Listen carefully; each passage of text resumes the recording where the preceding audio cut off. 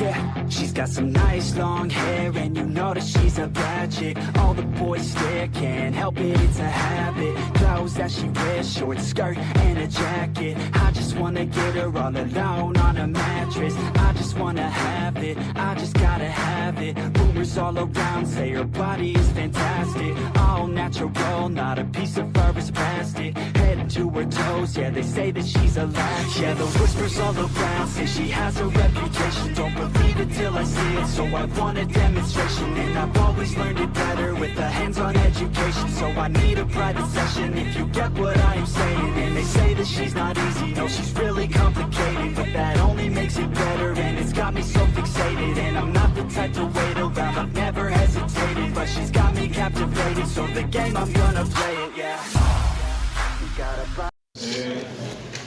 Hoy empezamos con el avance de la materia. En la clase anterior habíamos visto el contenido que íbamos a tener. Bueno, vamos a afinar los conceptos con respecto a todo lo que es el uso de la web, ¿listo? Para tener bien claro más o menos el funcionamiento de lo que es el Internet. Pero bueno, las historias del Internet seguramente lo han leído en el libro de Tannenbaum, les decía yo en la clase anterior. Tannenbaum describe muy bien la evolución esa que se ha tenido. Y bueno, ahí en la historia nos indica que el MIT junto a otras universidades con el científico J.C. Licklider hicieron una propuesta de protocolo de comunicación, ¿no es cierto? O sea, habían varios que proponieron, solamente uno de ellos fue el mejor, ¿no? La propuesta la tenía más avanzada y con pruebas más. Entonces, él llevó a cabo este proceso, ¿no? Pero ese es el resultado de algo que sucedió mucho antes, ¿no? Este es un resultado de que se hayan creado esta herramienta. Ahora para los civiles es una herramienta, pero cuando estaba en el área militar era un arma, ¿no? El Internet era un arma. Entonces esta arma es el resultado de algo que estaba mucho antes, ¿no es cierto? Y ese resultado es un efecto de la Segunda Guerra Mundial. Entonces, en la Segunda Guerra Mundial, si ustedes han visto algunos documentales, se armaron dos bloques, uno eran los aliados, los otros eran los que estaban junto con Alemania, y pasó un gran tiempo para poder controlar a la avanzada alemana, ¿no es cierto? ¿Por qué?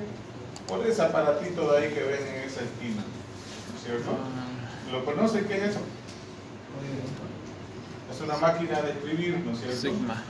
Es una máquina de escribir que en realidad lo que hace es encriptar un mensaje. ¿Ya? Y gracias a esa maquinita, los aliados no podían detectar cuál era la instructiva que daban, ¿no es cierto?, al arrancar el día los alemanes, y siempre hacían algo. Los otros no podían reaccionar a las fuerzas alemanas, ¿no? Porque no sabían qué hacían. Entonces, los aliados hicieron varios esfuerzos para poder tratar de desencriptar o entender ese texto ilegible en texto legible. Ahí hicieron un esfuerzo con uno de los pioneros del área de la computación. No sé si han visto, no sé si saben quién es. Turing, su apellido. Alan Turing fue una persona que apoyó mucho para poder desencriptar esto, ¿no? Una de las tareas que tenía es poder saber cuál era el mensaje que daban y para así contrarrestar el ataque alemán. Entonces, él trabajó mucho, ¿cierto? Pero su máquina construida generaba bajo ciertos patrones algunas respuestas, pero no desencriptaba todo. Entonces, eso equivale a decir que si yo no tengo la información en el momento, la información después no vale, ¿no? O sea, eso salía a las 5 de la mañana, la instructiva alemana de lo que iban a hacer, ¿no? Y si yo terminaba de desencriptar a las 10 de la noche, ya había pasado todo el juego, ¿no? Entonces, así de complicado era, ¿no? Entonces no había forma en que se pueda contrarrestar, a pesar de los fuertes intentos que hizo los aliados. Si ustedes han visto los documentales, se armó un bloque, ¿cierto?, de personas, y en su mayoría eran mujeres, por si acaso, ¿no? Las criptoanalistas, ¿no es cierto?, por esa capacidad que tienen las mujeres de pensamiento, como en 10 partes, 10 puntos de vista diferentes, formaban parte de eso, ¿no? O sea, pueden ver cosas que nosotros no vemos, y en el criptoanálisis, en la criptografía, de eso se trata. Entonces, había un grupo de mujeres con muy alta capacidad, matemáticas y demás, que ayudaron mucho a este proceso, que estaban trabajando junto con Alan Turing, ¿no?, para el proyecto. Alan Turing guiaba el proceso con los ingenieros en la parte mecánica que tenía, y la parte de las mujeres estaban trabajando en la parte de encriptación y pruebas, y esa capacidad de ver de 10 puntos al mismo tiempo, que no la tenemos nosotros. Bueno, estaban ahí, ¿no?, con todo el potencial. Fíjense, a pesar de todo el esfuerzo que hubo, no se tenían muchos avances, ¿no? Los aliados tenían problemas serios. Una máquina, ¿no?, por azar del destino, una de las máquinas, esta Enigma, llegó a Polonia. ¿No? Si ustedes ven los documentales, llega a Polonia y cae en manos de los aliados. A partir de ese momento, los aliados contaban con una máquina Enigma y trataron de utilizarla, pero era tan complejo poder resolverlo en ese momento Enigma, porque tiene un mecanismo de rotación. Los que han llevado, los de informática, ¿dónde están los de informática? Levante la mano. Informático 1, 2, 3, 4, 5 y medio, 6, ya, han pasado criptografía. Dentro de los algoritmos que han visto en criptografía, hay un algoritmo que se llama el cifrado del César. El cifrado del César agarra el alfabeto normal, A, B, C, D, E, F, y rota 3 posiciones, ¿no? La A la lleva a la posición C y lo rota todingo el alfabeto. Y a partir de ese momento empieza a cifrar. Imagínense, eso es como una rotación. Este tenía 4 rotores. Es una locura, es muy difícil de poder resolver esto. Pero aún así, aún con la máquina, ¿no?, siguieron investigando para ver, y la cantidad de rotaciones es tan alta que es muy difícil, la probabilidad muy mínima de que yo acepte una combinación para encontrar, ¿no?, el código encriptado para ese día.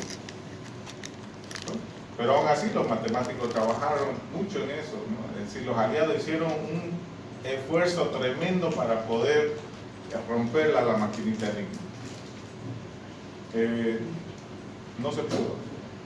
Bueno, pero también cuenta la historia que un submarino alemán tuvo fallas y recurrieron al rescate los aliados.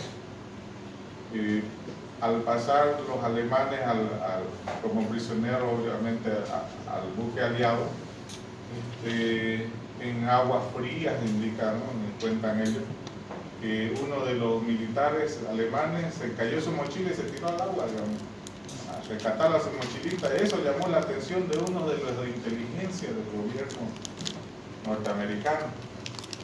¿Por qué alguien va a arriesgar su vida de casi congelarse por rescatar la mochila? De ahí agarraron, decomisaron la mochila, y en la mochila había una libretita roja.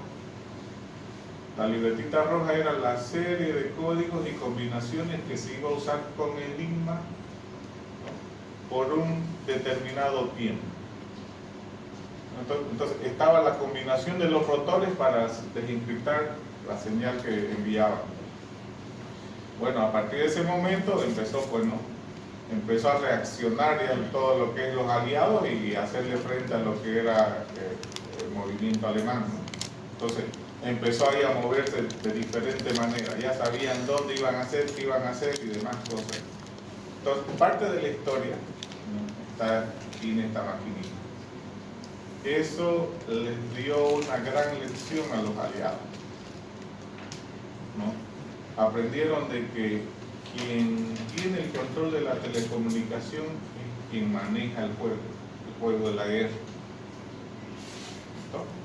Quien sabe qué es lo que dice es el que tiene, ¿no?, el juego de la guerra. Ellos empezaron a interceptar las comunicaciones y a desinformar, como tenían la maquinita, empezaron a desinformar. Entonces la desinformación es otra de las cosas importantes que aprendieron de esa pelea. Bueno, ¿y eso qué tiene que ver con el internet?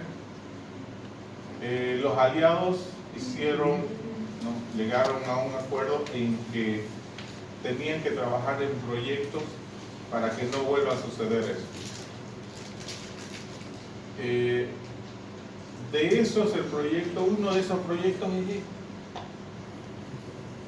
el del DARPA, hacer un sistema de comunicación que funcione a pesar de los ataques nucleares, a pesar de la radiación, electromagnetismo, etcétera, etcétera.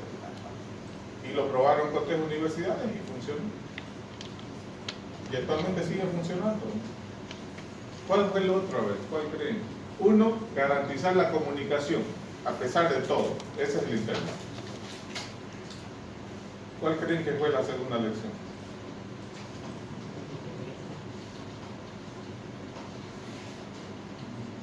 Que el que escucha todo tiene información y la información es poder. El segundo proyecto que crearon fue el proyecto Echelon. Echelon es un proyecto, si lo buscan en internet, es un proyecto de espía global.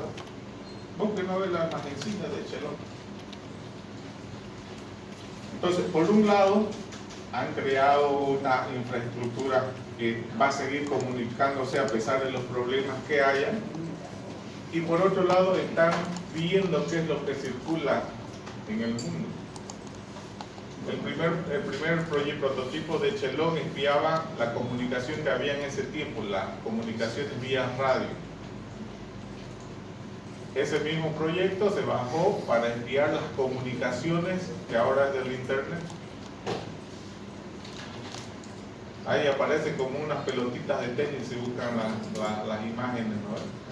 No, es un pool. Son unos monstruos que espían toda la comunicación del mundo. Entonces, esos son 2 de los proyectos que son más visibles, digamos, actualmente del resultado de esa Segunda Guerra Mundial. Escuchar todo lo que dice el mundo y proteger su comunicación. Bueno, ahí tiene para ver Echelon, leer y ver documentales, hay mucho que hacer. Bueno, nosotros estamos, de eso nos generan un proyecto del DARPA, y el DARPA creó un protocolo que permite comunicación. Se hicieron las pruebas, el objetivo era mandar información y comunicarse entre los usuarios de esto, pero para lograr esto tuvieron que pasar diferentes cosas, ¿no?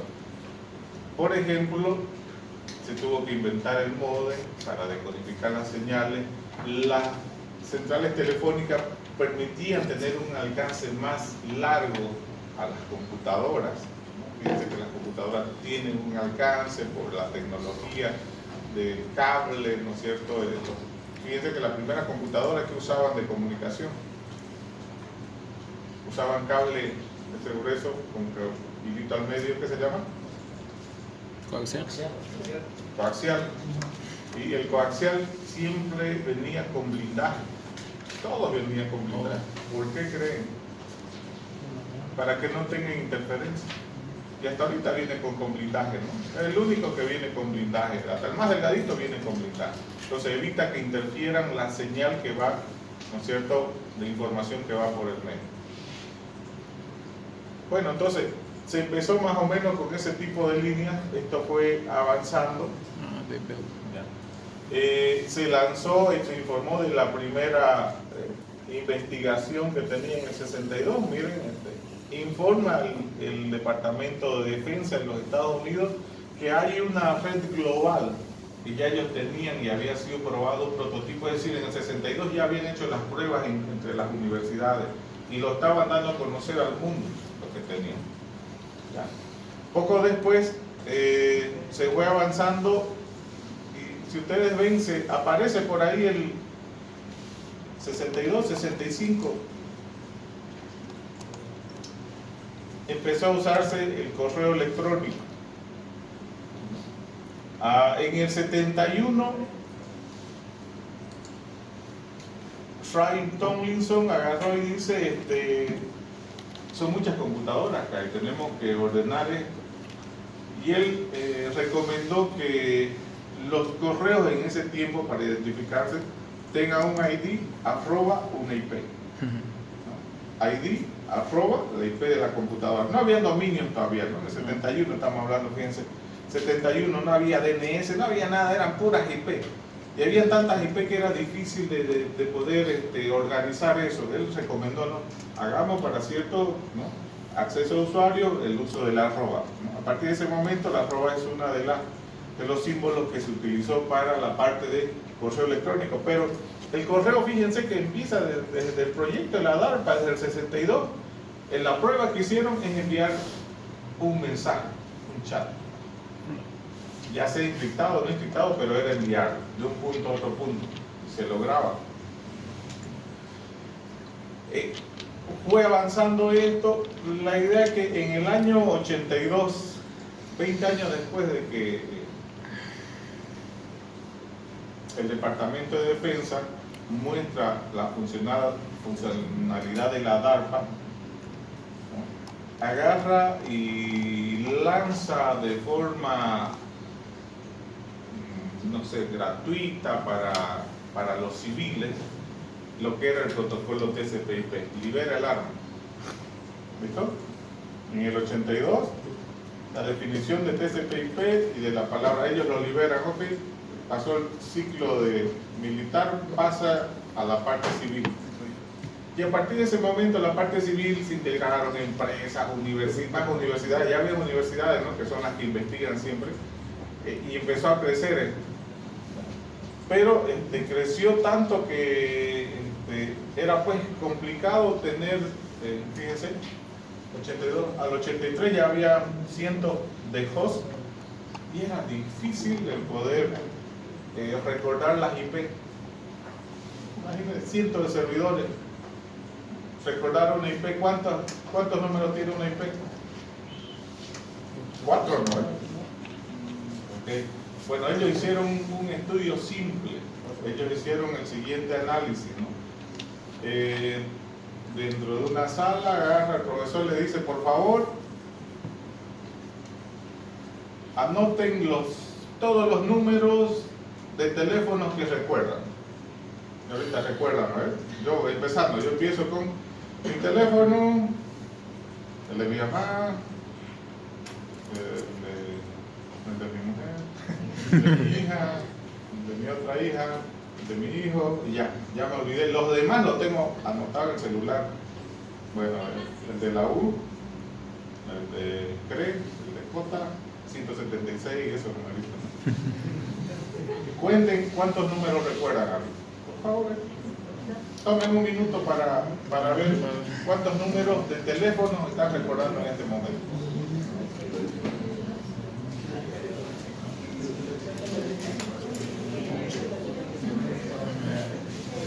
Bien.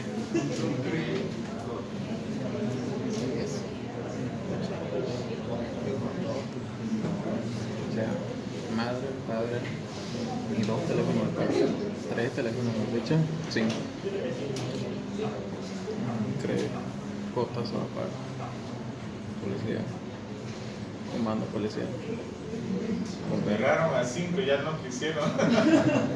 11. Yo llego a 8, 9. A ver, ¿cuántos llegaron? ¿Por ahí? 4, 6. ¿Por allá? Oye, las mujeres son memorionas, ustedes están recordando todos seguimos.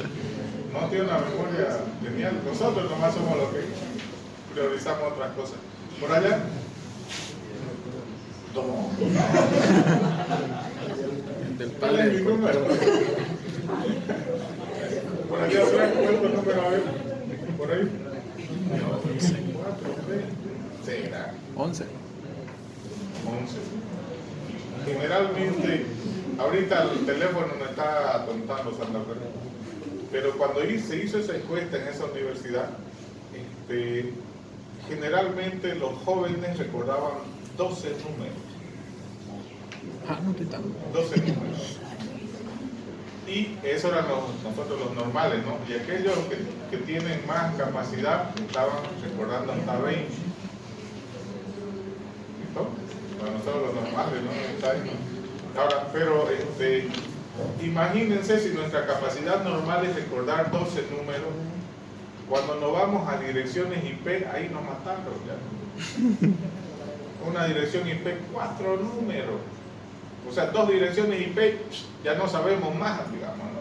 3 y nuestra capacidad máxima de humanos normales, digamos, ¿no? Y el que más recuerda es el que recuerda 5 direcciones IP, digamos, ¿no? Aquel que tiene buena memoria. Esas fueron las conclusiones en ese momento. El mismo estudio hicieron la siguiente prueba. Por favor, anoten los nombres, todos los nombres que recuerden. Claro, de los familiares, hablando, ¿no? Igual, teléfono de los familiares, nombre de los familiares. A ver, intenten ahí. ¿A cuántos llegan a ver? Los nombres nomás, ¿no? Pedro, María, Juan. ¿Lo anotaron? Ahí que con los amigos ya llenamos unos 20, ¿no?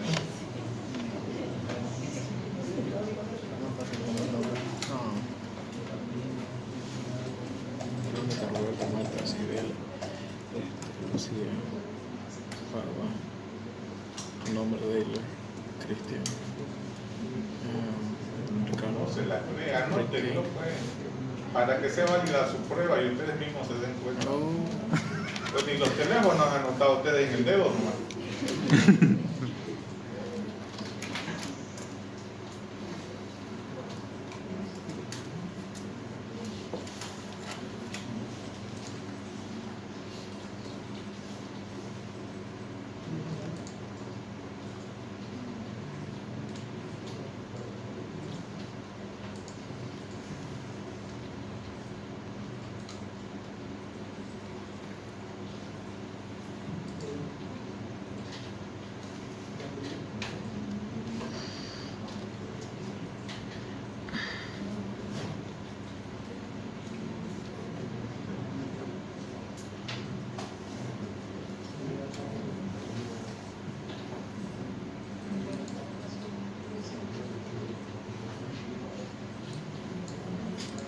Ya lo veo pidiendo copiar de sus compañeros. No es examen. Guiando ahí. Y si se han dado cuenta, la columnita de números es así. Y la columna de nombres es así. Entonces, este análisis que hicieron nos demuestra que somos malos para los números, para recordar números. Pero somos muy buenos para recordar caracteres. Entonces, es por eso que agarraron y dijeron, como estaban creciendo tantas las computadoras, agarran y se crea el primer servidor DNS. El servidor DNS lo que hace es transformar nombres de dominio a direcciones IP. ¿Ya? Es decir, recordamos el nombre de google.com, ni sabemos IP. Hay alguien que nos lo hace, el DNS. Pero también tiene la funcionalidad que si yo quiero saber una IP qué dominio tiene, también puede invertirlo, ¿no? Entonces, puedo preguntar, ¿este IP cuál es su nombre? O este nombre, ¿cuál es su IP? ¿No? Y el sistema de nombre de dominio me ayuda. Entonces, a partir de ese momento, con esa gran ayuda, empezó a crearse, pues, miles de sitios, digamos, se crearon dominios, etcétera, etcétera. Entonces, ahí empezó el Internet, ¿no? Con el DNS empezó a subir el Internet comercial que conocemos, que es la web. Unos años después, un profesor del CERN, Tim Berners-Lee, agarra y en sus clases de física, profesor de física, en todos los semestres decía sus correos electrónicos jóvenes, voy a enviarles las tareas, y les enviaba los libros, todo el material del semestre que hacemos para entregar para que ustedes estudien, ¿no?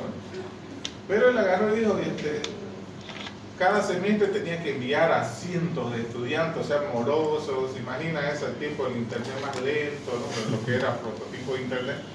Entonces dice, no, lo que yo quiero es que lo que yo escriba lean todos mis alumnos. Y se puso a buscar si alguien había hecho una aplicación en donde él escriba y que todos miren eso. Bueno, hasta esa fecha, que estamos hablando del año 89, no había algo de esas características. Y él agarró y empezó a construir el protocolo HTTP. El protocolo HTTP que involucra dos partes, ¿no? Parte de lo que es la estructura HTML, en donde se iban a mostrar la información, y parte que es la comunicación, el protocolo como tal. Entonces él empezó, ¿no es cierto? Y es activo en lo que son todo lo que es Internet. Empezó a trabajar en eso. ¿Ya? Ahí empezó lo que es la web, a partir de ese momento. Fueron con esto, el crear un sitio donde tú puedas publicar información que todo el mundo pueda leer, pues hizo que esto creciera más rápido, ¿no es cierto? Se creó un organismo que se llama la WWW, ¿no? El cual controla todo esto, y ahí empezó, ¿no?, a hacerse robusto. Una vez que el ARPANET desapareció, alguien toma el control. Fíjense que la parte del Departamento de Defensa, ¿no?, deja esto para aquí, y empezaron otras personas a controlar lo que ahora es el Internet. Entonces, a partir del año 91 ya empiezan otras personas a trabajar la parte civil, ¿no? Se aumentan las computadoras. En el 93 apareció el primer navegador web, aprovechando lo que hizo Tim Berners-Lee, sacaron uno a nivel mundial, se empezaron a crear buscadores, etcétera, etcétera. 94 el primer buscador, 96 ya había 10 millones de computadoras conectadas. El año 2000 fue lo que le llaman la explosión de los sitios.com.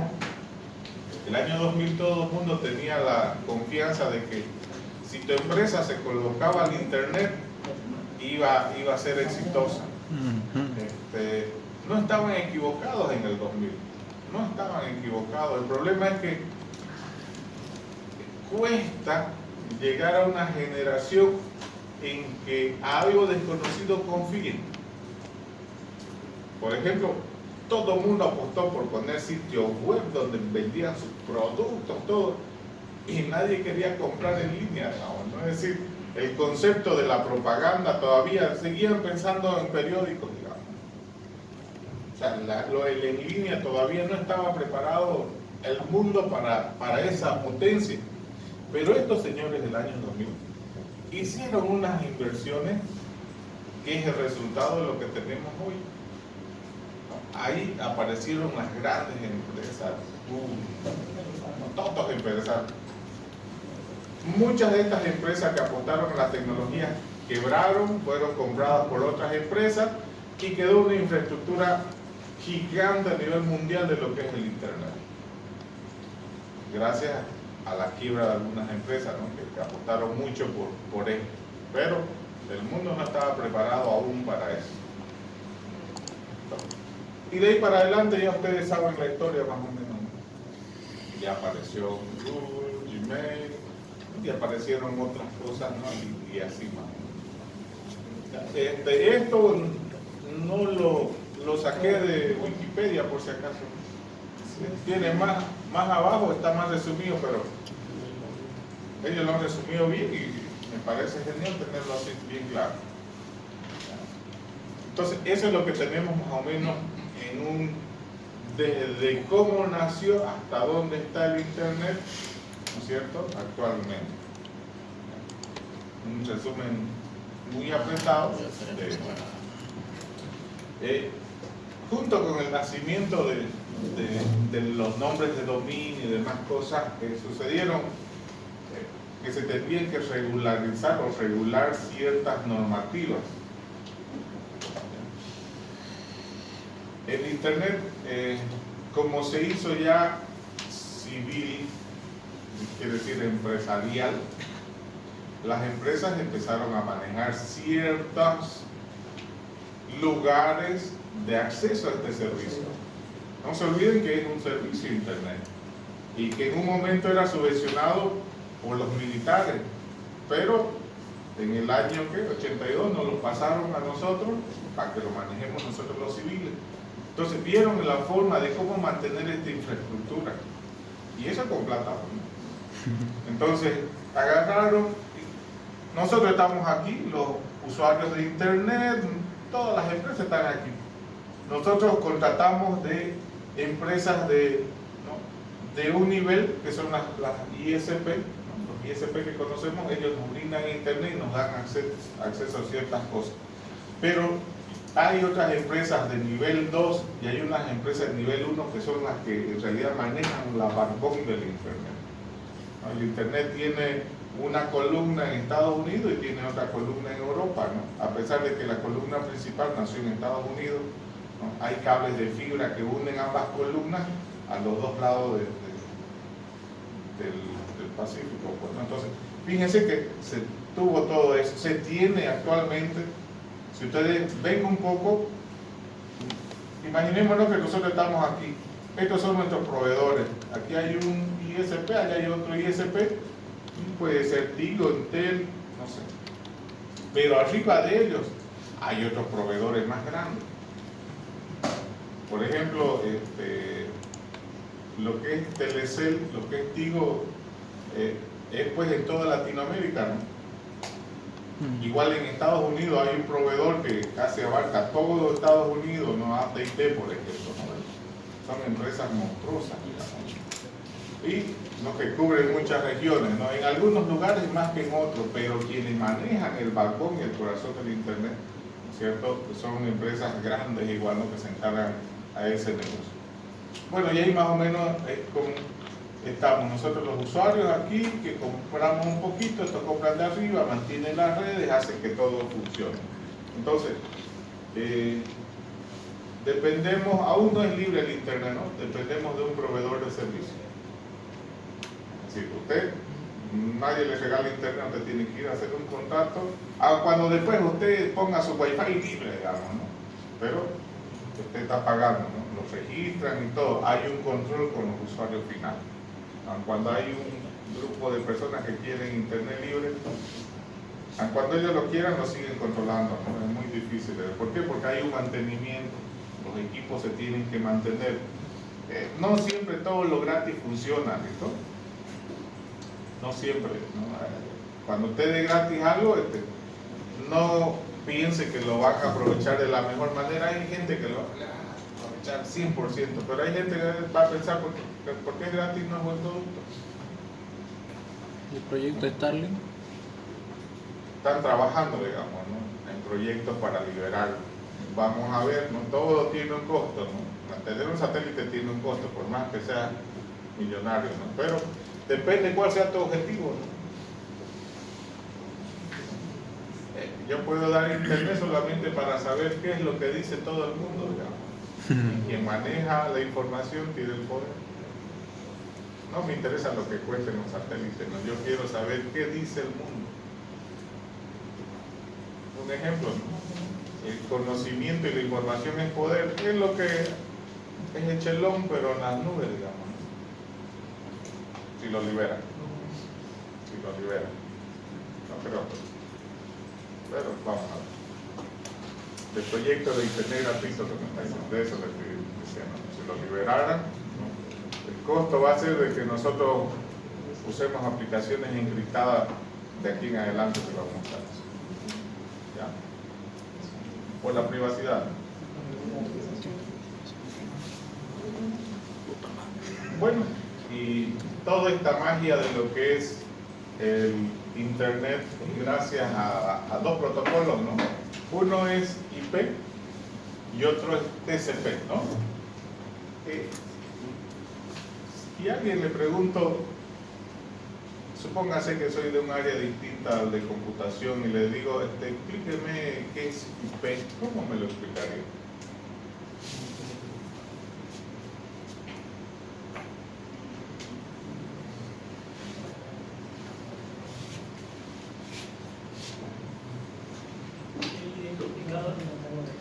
A ver, alguien, no se pelee. ¿Cómo? Significaría que es básicamente el identificador, el cómo lo reconoce un determinado sector, en este caso la red, a un dispositivo, que en este caso sería la máquina. Vamos a ir un poquito más allá. Soy de derecho. Oh. No, le diría que Es un nombre en la red. Ah, ¿Qué hace IP? ¿qué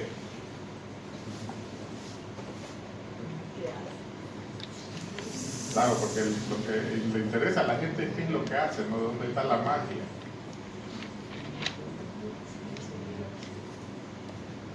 A ver, recordemos qué es lo que hace IP.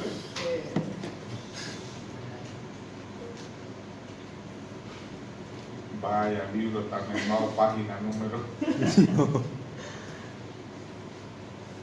¿Qué hace IP? A ver, con sus palabras, si ustedes ya lo han leído, ya han pasado la materia, ya han sufrido con Jorge, lo sabe. Díganos con sus propias palabras. como dijo. Yo no pido la definición, sino que puedan expresarlo con lo que ya saben. A ver, cualquiera. Repetimos. Vamos a empezar por aquí adelante. ¿Qué es IP? Eso, palabra. No tenga pena, ninguno sabe, no se por qué, así que si se equivoca igual porque no saben. Ninguno respondió, sí, con razón o no, así que digan nomás. ¿Qué es IP? A ver.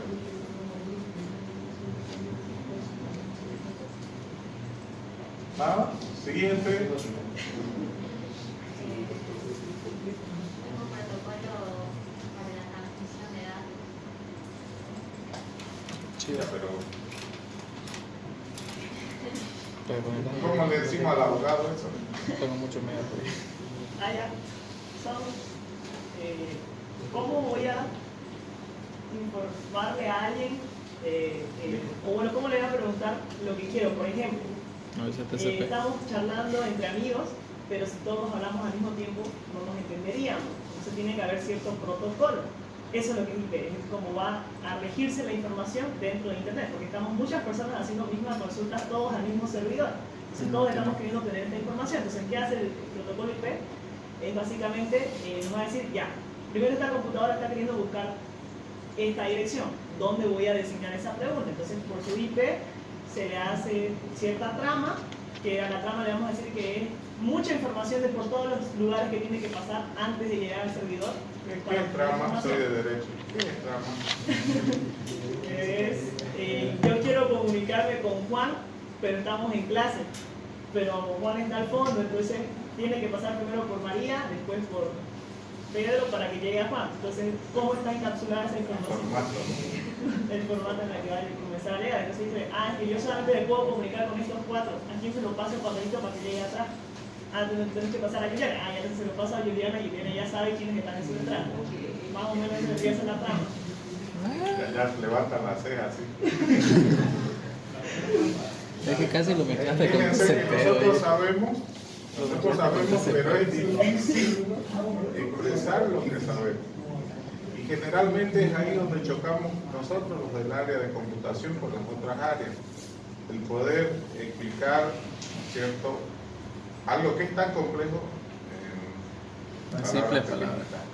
¿no? Ajá. Por ejemplo, algo común que todos sabemos son los autos. Algo común que usted hace es enviar una carga. Entonces, si comparamos, ¿no?, que los autos, que en el mundo real lo pueden asimilar cualquiera, es el que se encarga del envío de una carga, que la carga puede ser de información, usted puede decir, no, entonces IP es aquel que sabe, si quiero enviar, no sé, 5 cajas de huevo a la villa, digamos, ¿no?, desde la universidad. Entonces, IP sería aquel chofer que sabe cuál es el camino más corto o el más barato con respecto a la distancia donde quiero llevar, ¿cierto? Eso no, IP. Sí. Busca ese algoritmo, el camino más corto. Entonces, él sabe por dónde, él es un velocista, digamos, ¿no? Es decir, vos no le vas a preguntar, váyase al taxista, no le preguntas, por favor, lléveme a la villa. Y aparece allá, no sé cómo, pero aparece. lo mismo, ¿no es cierto? O sea, aparecen allá, no le decimos andate por este router, andate, no, él sabe, no andate por primero, segundo, no, él va a buscar, no, a esta hora el tráfico, mejor me voy por allá, yo ya tiene más o menos sus algoritmos, ¿no?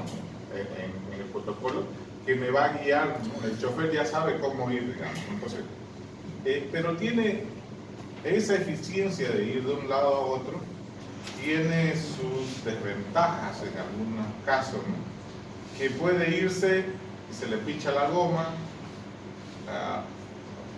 puede tener un accidente y nuestra carga que va se puede perder, ¿no ves? Entonces IP es veloz, pero es irresponsable por su velocidad. Por eso no siente Entonces es por eso que le han agarrado a IP, como sabemos que es experto, conocedor y va ese camino, le han puesto un control, ¿no? Y ahí va la pregunta, ¿qué hace TCP? Ya sabemos que IP es el velocista. Entonces, al doctor le digo, ¿sabe qué? IP es un velocista, pero no confío mucho en él. ¿TCP qué sería? Es como, le explico con otro ejemplo. TCP/IP es como que cuando te trae el repartidor y lo que hace es te da una notificación de que te ha entregado la carga y te pide o te exige que el usuario le confirme que ha recibido la carga completa. Y por último, el mismo TCP le responde como que ya está bien, esto es todo, y le da la última nota. Ese es TCP. Se han creado protocolos que permitan que yo envíe la carga, pero antes de enviarla, registro el envío y despacho, ¿no? Y antes de enviar, digo, te estoy enviando 5 cajas y los otros salen. Y pueden llegar desordenados mi caja, pero llegan, digamos. El cliente allá puede esperar cierto tiempo y ver que no le llegaron todas las cajas. Yo le dije que fueron 5 y el otro llegan 4. Al rato él manda un mensaje, no me llegó tal caja. Lo vuelve a enviar todo. Y se lo vuelve a enviar esa cajita, o ese paquete, o esa trama, ¿no? Entonces, se ha creado un mecanismo de control de ventanas, que ya eso entramos a la parte del protocolo mismo, en donde cada dato que envíe o segmente se va a ir controlando y se va a ir verificando que llegue, ¿no? Entonces, TCP es ese señor que controla que todos los paquetes que has enviado lleguen de manera correcta, y están en contraparte, trabajan en dos. El quien envía, ¿no? Le dice te estoy enviando tanto, y quien recibe tiene la obligación de, pasado cierto tiempo, volver a pedir porque no llegó. ¿Listo? Ahí están los time to live, ¿no? Los tiempos de vida que pasa de cierto paquete, ya él sabe que ha muerto, ha desaparecido y vuelve a pedirlo. Okay. Bueno, entonces ya más o menos podemos decirle a las personas que este TCP/IP no tan difícil como entendimos en redes, digamos, ¿no? Pero sí. Ahora, cuando estamos en IP, generalmente hay un saludo de ese tipo. ¿Qué le llaman? ¿Qué le llamaron con el ingeniero? Para abrir una conexión. Esta es una conexión socket entre el cliente y el servidor. ¿Qué cliente y el servidor? ¿Lo vieron cómo se arma la conexión? ¿Han escuchado el saludo handshake? ¿No? Lo que pasa es que antes de entablar una comunicación entre dos computadoras, Pregunta si se está habla, se saluda, y si se confirma, empieza el envío de la data. Si se confirma, si no, se queda ahí pendiente. Bueno, este protocolo lo hicieron así con un saludo, pero aquí le han encontrado debilidades al protocolo. Muchas veces Se tarda demasiado. los atacantes agarran y envían puro sign, ¿no? Envían al servidor, me envían 1.000.000 de sign. Mi servidor no está diseñado para... Mi servidor está diseñado que él me solicite, yo la responde y empiece el flujo. Si él me corta en un momento la comunicación, el sí, ahí, mi servidor va a quedar pendiente, va a mandar la respuesta y él no le va a responder. Entonces, como no le va a responder, mi servidor está a la espera de que le responda y se queda ahí esperando. Se queda ahí esperando y viene otro con la misma técnica, y cuando acuerdo mi servidor ya no puede responder. Le están haciendo una denegación de servicio. ¿Entienden, no? Porque es denegación de servicio. Tengo tantos sockets abiertos que no, el siguiente que llegue, pues no voy a poder aceptarlo porque puede estar mi memoria llena, pueden pasar tantas cosas. ¿Listo? ¿La memoria se puede llenar? Sí, se puede llenar. ¿No? O se pueden llenar los puertos. Eso. ¿Cuántos puertos tiene un computador?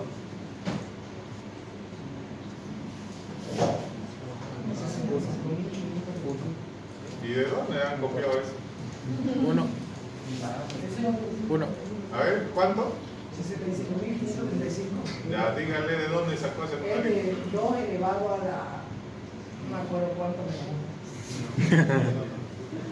Ya, busquen trama TCP, por favor, en Google.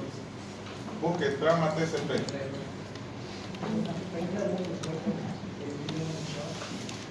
Trama TCP. Bueno, ahí cuando busquen eso, esta es la trama.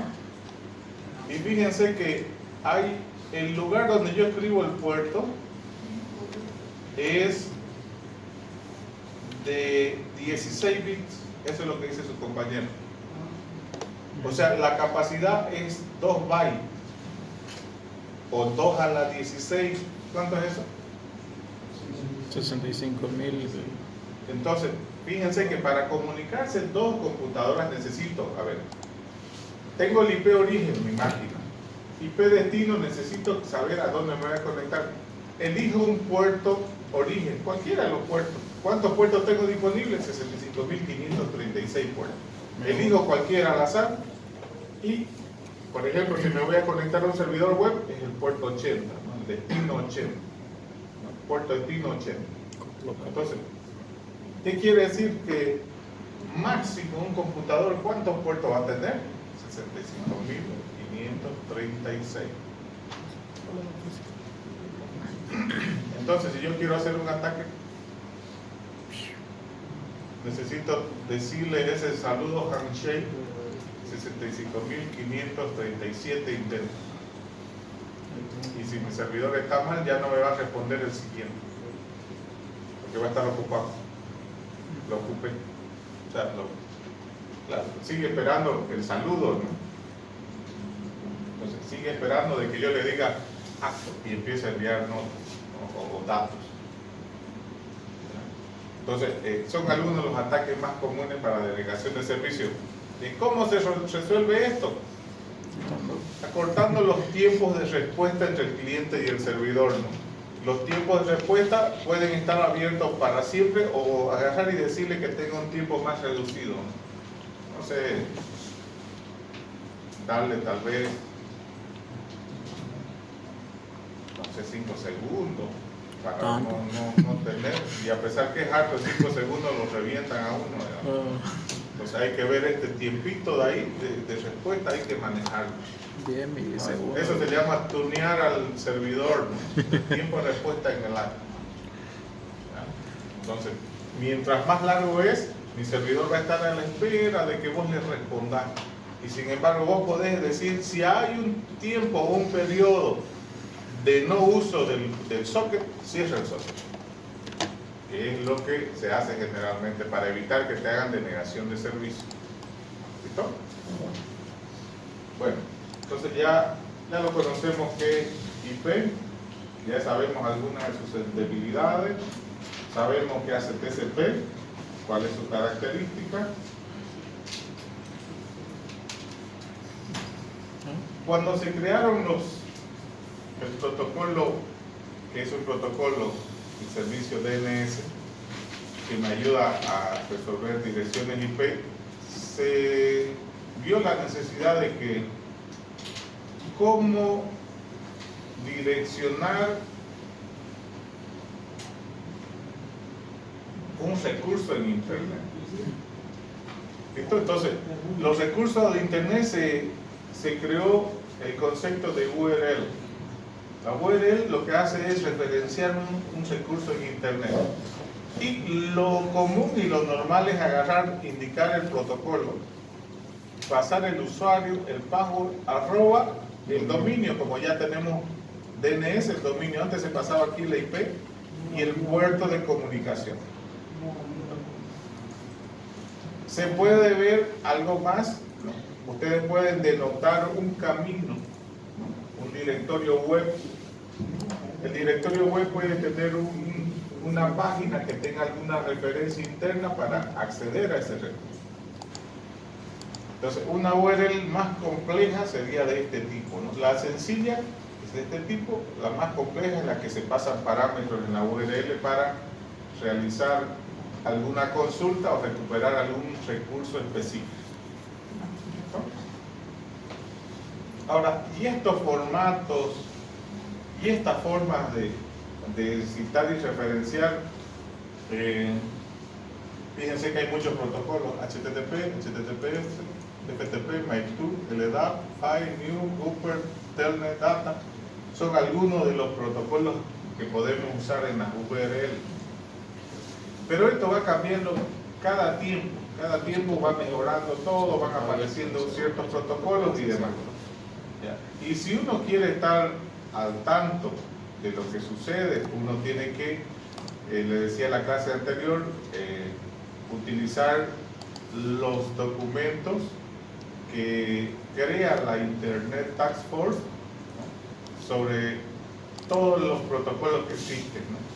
Entonces podemos buscar nosotros en Internet, por ejemplo, el RFC 1738. Este Referral for Comment es la ley, lo que se maneja en URL. O sea, ¿por qué es la ley? Porque gente experta de varios países apoyan para generar una normativa estándar mundial. ¿Listo? Esos son los RFC, son las normativas o leyes, como dice, de facto, ¿no? Nadie discute porque los mejores trabajaron en ello y así va a ser. ¿Listo? Entonces, estos referral for comments nos sirven para eso. Entonces, en algún momento nosotros queremos saber más de los localizadores URL, podemos ir a consultar, por ejemplo. El RFC 1738, a ver, no me por ahí a buscar esto.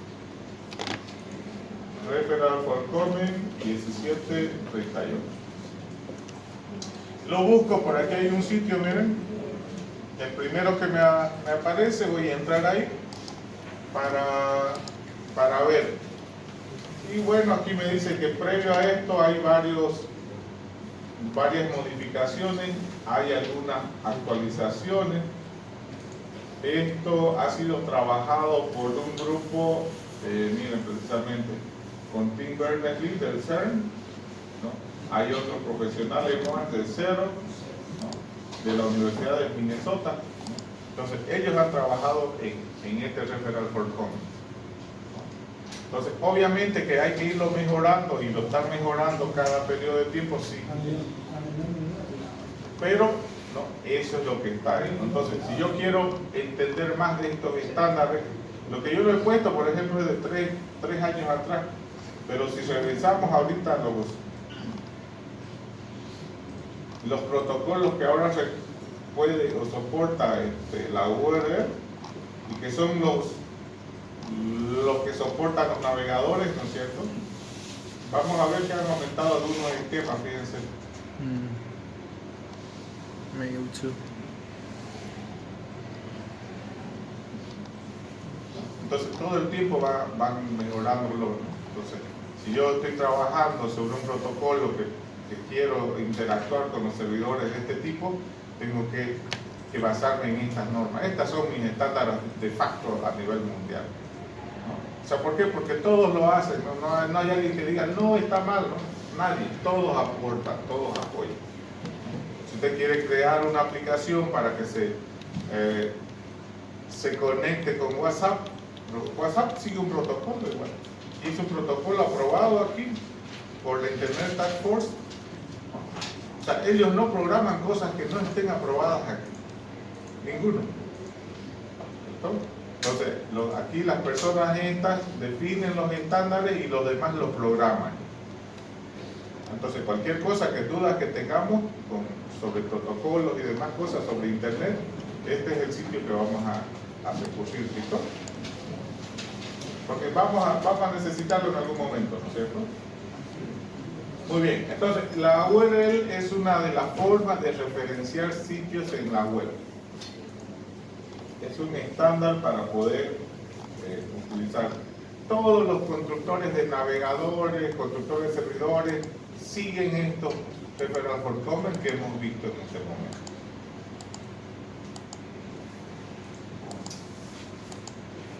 Les comentaba que el Internet nació para la mensajería, para comunicarse entre las unidades del ejército norteamericano, digamos. Pero esto fue evolucionando.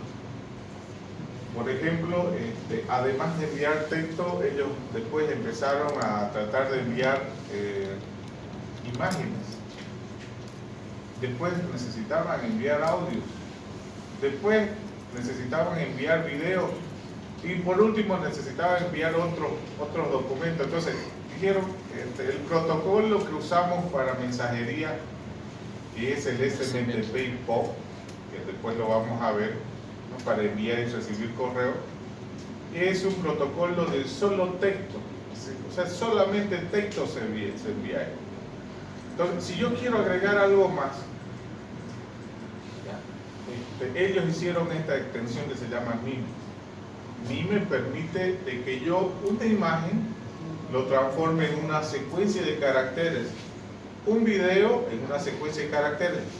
Es lo que sucede cuando ustedes envían un correo electrónico y hacen un attachment de una imagen o de un documento. Lo que están usando en ese momento es este protocolo MIME. ¿No? MIME lo codifica, del formato que esté, lo codifica en texto, y el otro, al que yo envío el correo, pasa a ver, porque le voy a decir, ¿sabe qué? Esta es una imagen y está en tal formato. Y el otro cliente, esta es una imagen y lo decodifica como imagen en el formato que le haya enviado. ¿Está bien? Entonces, en el protocolo yo indico qué es lo que estoy enviando y adjunto la secuencia de caracteres que representan al archivo en el formato específico. Entonces, MIME me permite hacer también, ¿no es cierto? Fíjense el año que empezó a trabajar, desde el 91 se ha estado trabajando en lo que son las extensiones para el correo electrónico, que bueno, son útiles, ¿no? Se utiliza todo. Y fíjense que MIME también se está utilizando ahorita en... Tiene un tamaño, tiene un límite de tamaño del mismo protocolo, que en realidad es 25 megas. Si excede ese tamaño, lo que hace es adjuntar a la herramienta que ahora conocemos como Google Drive, agarra, lo deposita en un supuesto espacio dentro de algún lugar del mundo, de ahí solo le anexa el enlace y en realidad lo que uno ve es el enlace. Claro. Ese tamaño está definido. Fíjense, si ustedes quieren enviar un correo, ustedes pueden soquetearlo al correo lo que quieran, pero ahí se va a trancar. O sea, el correo tiene un límite, ¿no? Que el protocolo no lo define. En ningún lado dice el tamaño máximo en esto, no lo han querido cerrar. Si alguien me pregunta por qué, no lo sé. Pero cuando ustedes envían un correo, los clientes normales como Thunderbird, Outlook y demás cosas, programas clientes de correo, no restringen el tamaño. Pero sí los sitios web de correo sí restringen. Por ejemplo, te dicen lo que él decía, ¿no? El tamaño máximo es esto del archivo. Si subís más grande, ya no te permite, te dice mándelo al drive, te dicen algunos, ¿no? Entonces, ellos están controlando para no entorpecer el funcionamiento del correo electrónico. Claro. Si el archivo pesa más de cierto tamaño, preferible es ponerlo en un sitio FTP. ¿Para qué lo vas a enviar por correo? Entonces eso es lo que ellos hacen, ¿no? Equilibrar ese peso que van a tener en los correos. Igual, entonces pueden ir el referral for comments, Este es el más antiguo y este es el más nuevo. A ver, este es el Referral for Comments.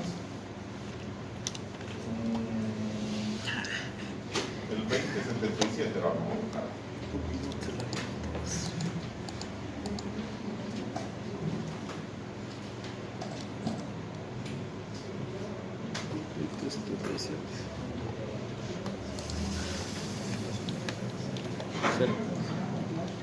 Fíjense, la NIS se está apoyando en esto.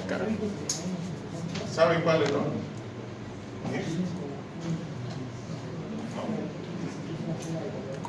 Son los máximos en seguridad. Igual que la NSA, el NIS es lo mismo. Bueno, ahí está para enviar los diferentes tipos de archivos, la forma de codificación, etcétera, etcétera. Entonces,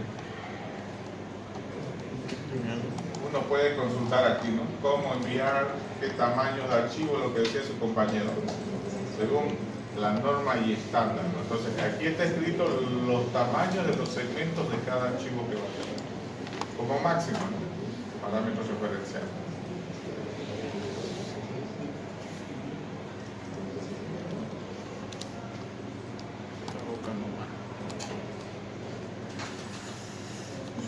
Entonces, Mime me va a ayudar para eso.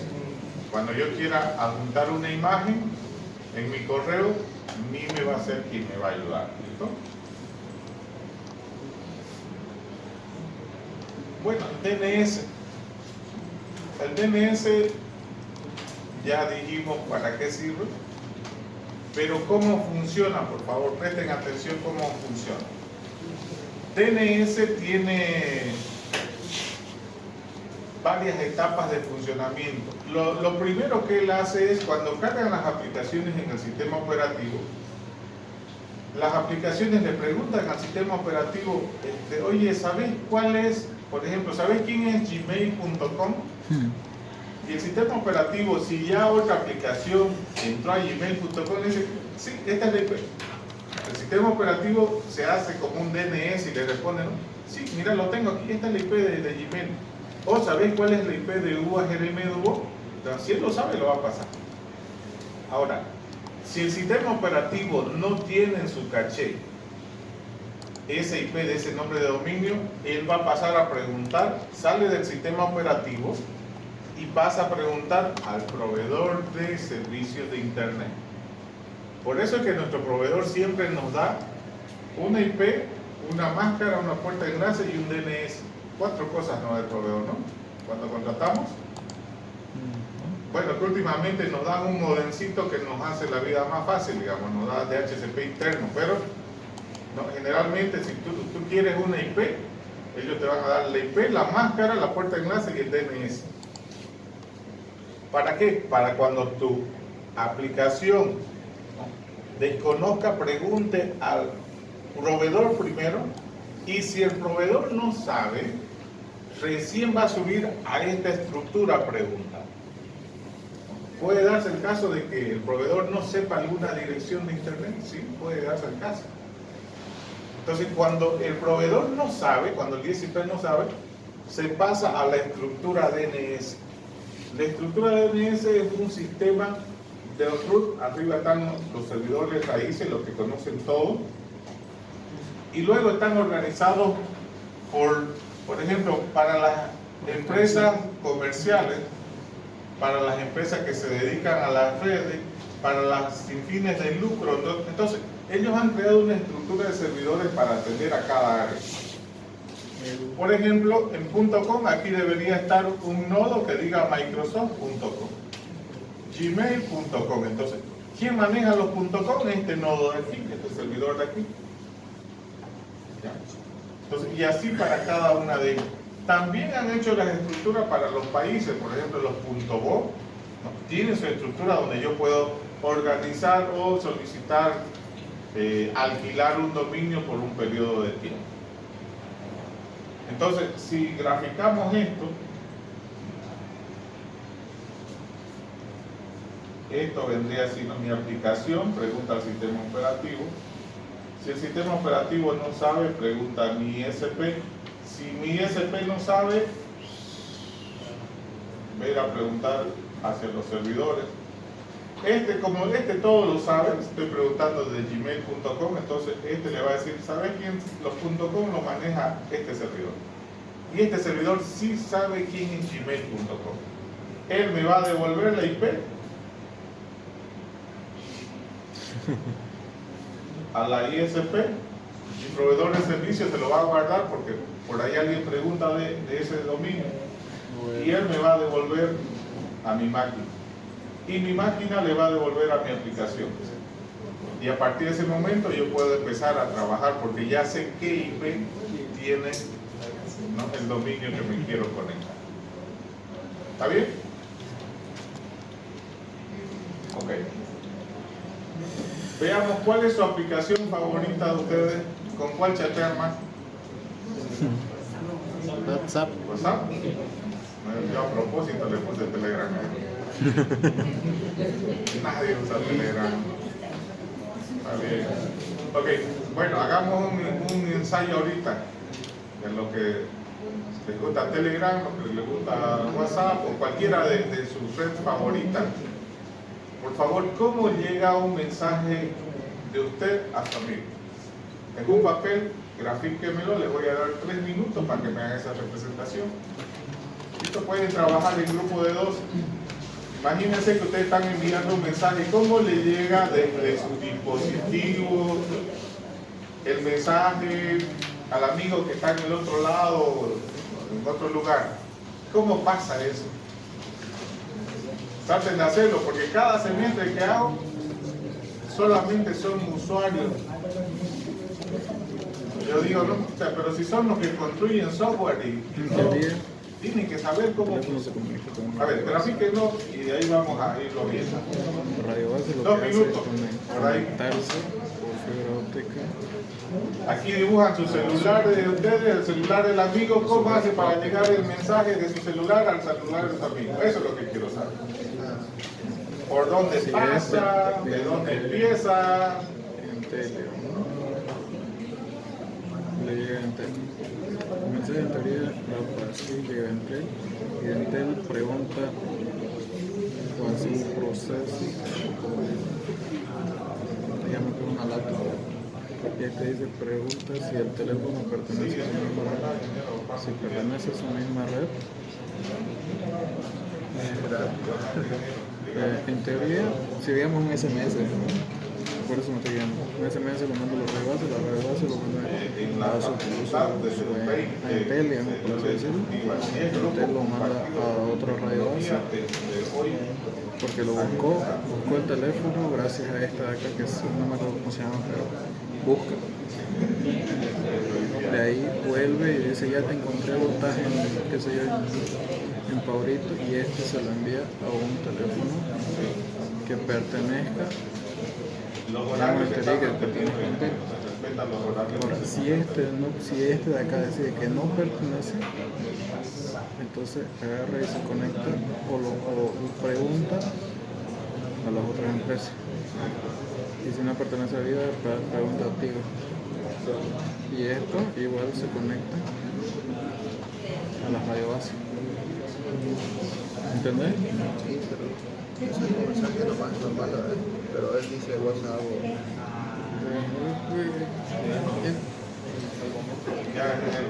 pero es lo que busca. No me acuerdo es un management, me acuerdo que es un management.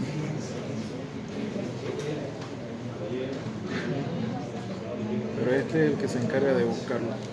Cada uno tiene su management. Y si no lo encuentran acá, en teoría, lo que va es a un router, ¿no? Un router del exterior.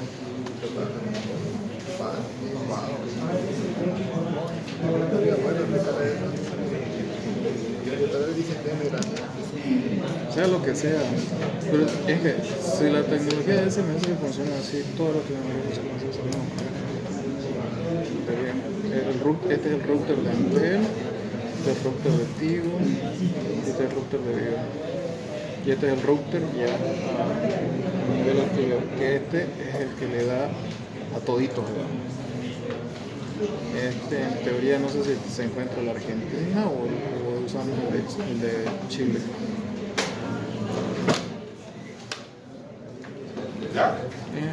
A ver. No sé cómo explicarlo. Si sea WhatsApp, Telegram o hasta un simple SMS, sería lo que le manda, se conecta a una radio base. Esta radio base lo que hace es conectarse con el proveedor central, en teoría es Entel, y si es Entel, dentro de sus protocolos y demás cosas, busca si pertenece ese número a su propio dominio, digamos, ¿no? Si no pertenece, lo que hace es buscar en los demás y toditos se conectan a la radio base para poder enviar un mensaje, ya sea de WhatsApp o un simple texto de SMS.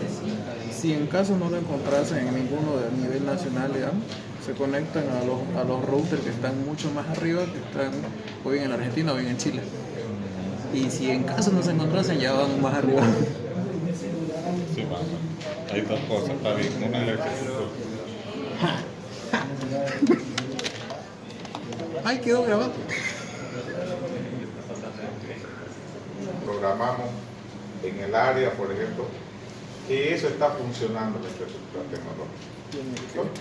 Es decir, la comunicación hay, ¿no? Y lo que trabajamos es en el funcionamiento de la aplicación. ¿Ya no? Está bien lo que han hecho los de redes, así funciona la infraestructura.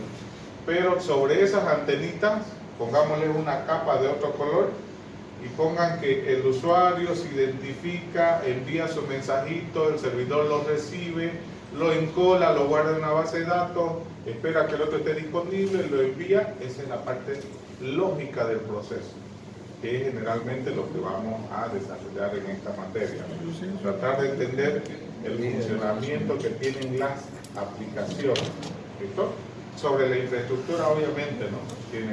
Sin eso no hacemos nada sin la infraestructura. ¿Ya? Muy bien, entonces, a ver.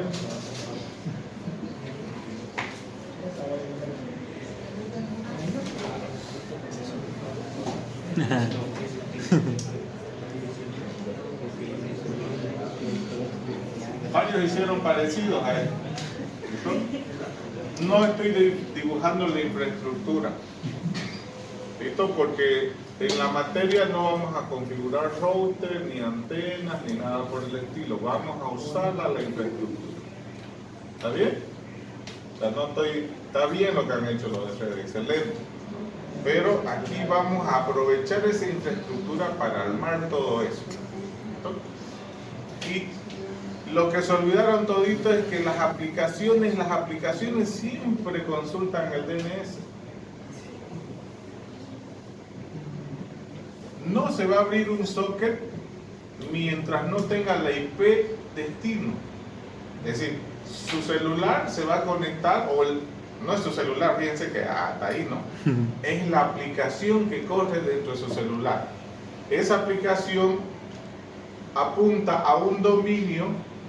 Ese dominio, antes de ir a ese servidor, tiene que resolverse. Por ejemplo, aquí esta máquina tiene un cliente, cualquiera sea el cliente. Ese cliente, ¿no?, pregunta al sistema operativo primero: oye, ¿sabes quién es, no sé, telegram.com? No sé. Cuando dice no sé, va a su ISP y le dice: oye, ¿sabes quién es telegram.com? No sé. Se va hacia arriba, ¿no? Oye, ¿sabes quién es? Si yo sé, pues no, te voy a pasar. Entonces, mi proveedor no sabe, el de mi país no sabe. Y agarra y dice: bueno, si no sabe ni el de mi país, vámonos pues para arriba. Nos vamos a los root servers. Y los root servers agarran, como ellos saben todo, sí, sé quién es tal IP. Agarran, devuelven la IP, se almacena en el proveedor, devuelven la IP, se almacena en la máquina, y a partir de ese momento ya tengo la IP destino. Para armar un socket necesito IP origen, IP destino, puerto origen, puerto destino, y agarro y armo el socket.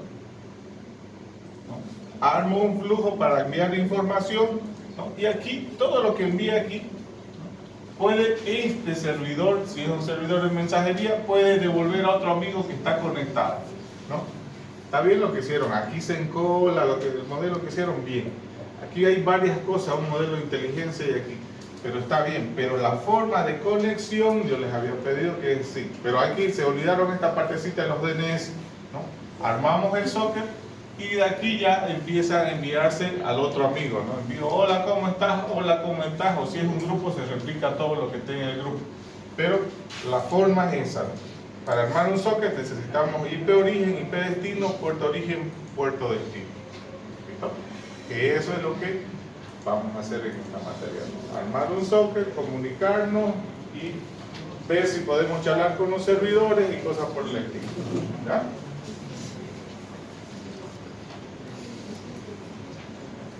¿Ya Juan? Sí. Ahí ya todavía. Ya. Antes de pasar del DNS, entonces vamos a entender que hay clientes y servidores, ¿listo? Vamos a aprender a programar los servidores en su momento, a configurarlos, pero también tenemos que saber cómo usar un cliente. Entonces vamos a ir a abrir una terminal o el DOS, dependiendo si están en Windows o Linux. Y por ejemplo, yo estoy en Linux, en una distribución de Fedora. Hay varios programas que sirven de cliente. Por ejemplo, uno es un programa que se llama Host. Viene en Windows, viene en Linux. Host. Host es un cliente de DNS. Y yo le voy a preguntar quién es UAGDM, ¿listo? www.uagdm.edu.bo. Entonces le estoy diciendo, este programita va a hacer lo que les dije, lo que les mostré aquí abajo. Va a preguntar al sistema operativo, va a preguntar al proveedor de ISP y va a ir preguntando hacia arriba si nadie sabe quién es UAGDM. Entonces, presiono Enter y miren lo que me devuelve.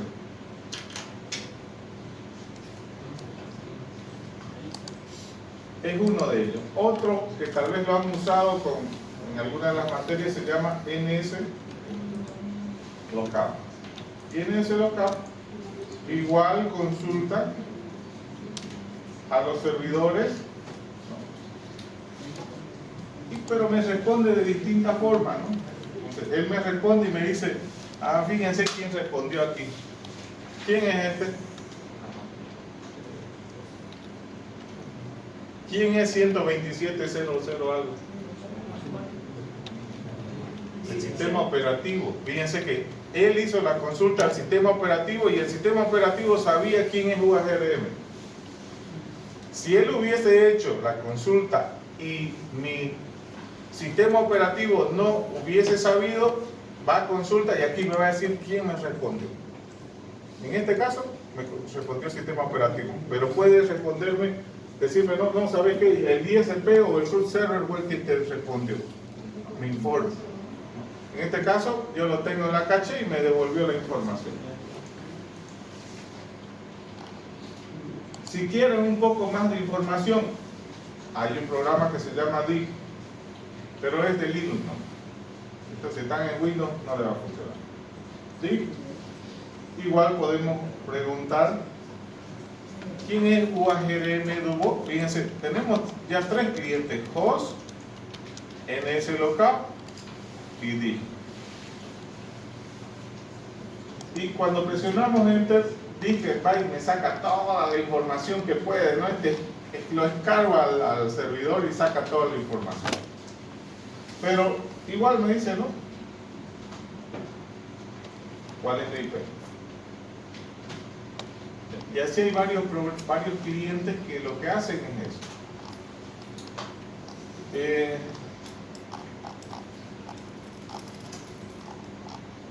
Podemos agarrar y, por ejemplo, preguntarle al revés.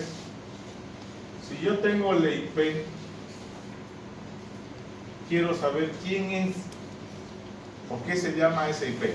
¿no? Le hemos dicho que el DNS transforma nombres de dominio, direcciones IP. Ahora, si le doy la IP, me tiene que devolver el nombre de dominio. A ver, vamos a ver. Voy a borrar un ratito esto y voy a decir DNS lookup. DNS lookup. Y por favor, quiero saber quién es ese IP. Y DNS lookup me devuelve que ese servidor, su nombre es ese, su nombre original. ¿Algo está mal ahí?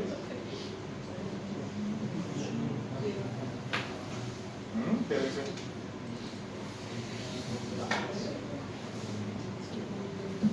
¿Qué pasó ahí? A ver, ¿por qué me respondió eso? Contado. Quiere decir que ese servidor, el servidor que nosotros conocemos con www.urlmluo, es un servidor que está en la nube y está en la nube de ese servidor. Y el servidor que están alquilando es este servidor. Está bien, está en la nube. Todos los servicios que se ponen en la nube, siempre sus direcciones inversas pertenecen al sitio que los hospeda, digamos, ¿no? Está bien eso. ¿Ya? ¿Qué más? A ver.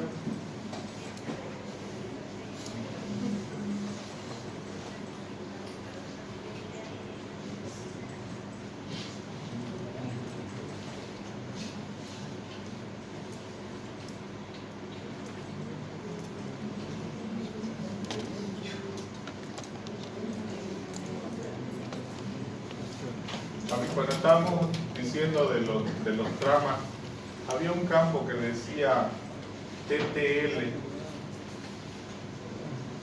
¿No saben para qué es ese campo?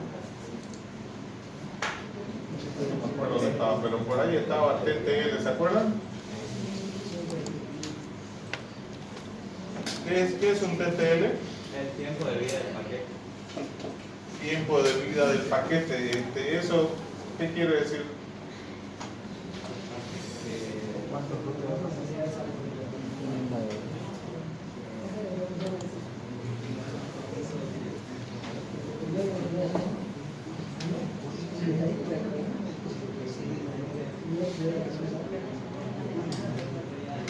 Por ejemplo, muchos países han creado su infraestructura propia. Por ejemplo, China tiene su propio anillo de fibra, su propio internet, lo pueden llamar. Bolivia tenemos nuestro propio anillo. ¿Ya? Es decir, antes de tener el anillo, todo lo que salía de Bolivia iba a la backbone de Estados Unidos. Y todo lo que pasaba por Estados Unidos. Actualmente no todo va a Estados Unidos, sino va parte de la información que no se encuentra en la red boliviana, se consultan allá.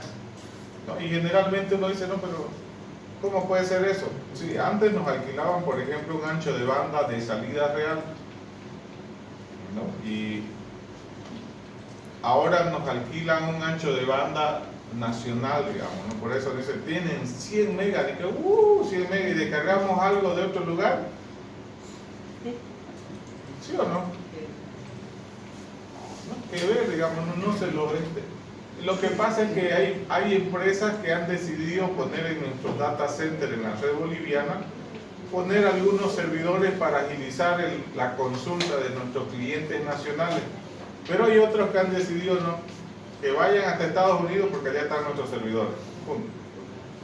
Entonces, ¿cómo yo sé en dónde se encuentran esos servidores?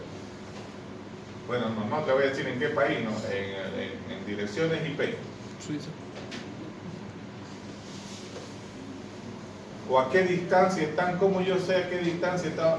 De aquí, desde mi máquina a mi servidor de Google, ¿cómo sé? ¿A cuántos pasos que ustedes dijeron que era? TTLs está. Porque cada paquete tiene un tiempo de vida y cada vez que yo salto de router en router, ¿qué es lo que pasa? Se va eliminando el tiempo de vida. Exactamente. Ok. Entonces, ¿podemos saber a qué distancia está un servidor? ¿Cómo? A ver, probemos el trace row. Probemos con, a ver, con una empresa, con... ¿Quiénes lo tienen en Bolivia? Facebook y Gmail están en Bolivia. Por eso es la conexión rápida. A ver, trace router. Vamos a ir a Facebook. ¿Dónde se encuentra? ¿Listo? ¿A cuánto de distancia se encuentra?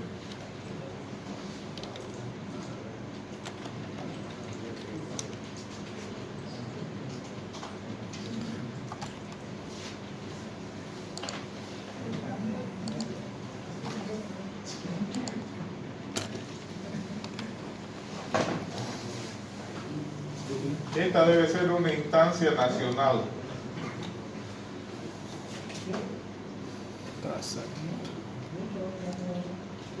¿Qué es un mini? Es uno chiquitito. De Bolivia, digamos. Probemos a ver a alguien que no lo tiene en sus servidores aquí en Bolivia. En Cuba. Ya. Este tenía 16.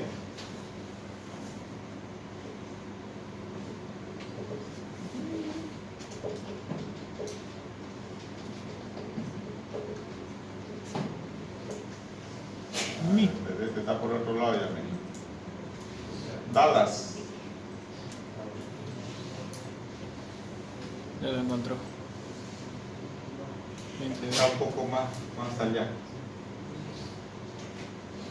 No sé por dónde se irá por la fibra, creo que se va por este lado de Brasil, así no, hasta llegar allá, Miami, entra por ahí, porque antes se llegaba, la llegada que antes teníamos era Miami, que era por este lado, ahora parece Dallas, se va por el otro lado, parece que hay otra fibra así, debe haber 2 fibras ahorita tendidas. Era una. Porque antes era Miami, decía aquí, al llegar, y ahorita parece que está yendo por el otro lado. Pero bueno, son servidores que no están aquí, ¿no? Fíjense, con los saltos ustedes pueden estimar, ¿no? Los servidores que están en Bolivia están entre 12 y 16, los que están afuera están arriba de 16. Netflix estará aquí. No. ¿Seguro? Sí. A ver, ya lo ha probado. Va a ver, pero Netflix, su sitio puede estar en Estados Unidos, pero sus servidores pueden estar en Bolivia.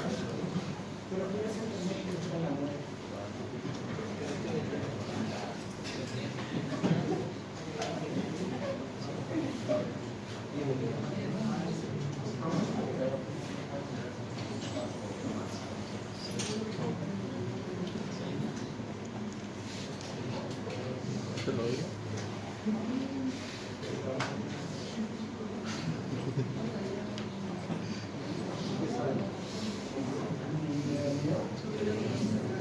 Nadie sabe dónde está en la nube.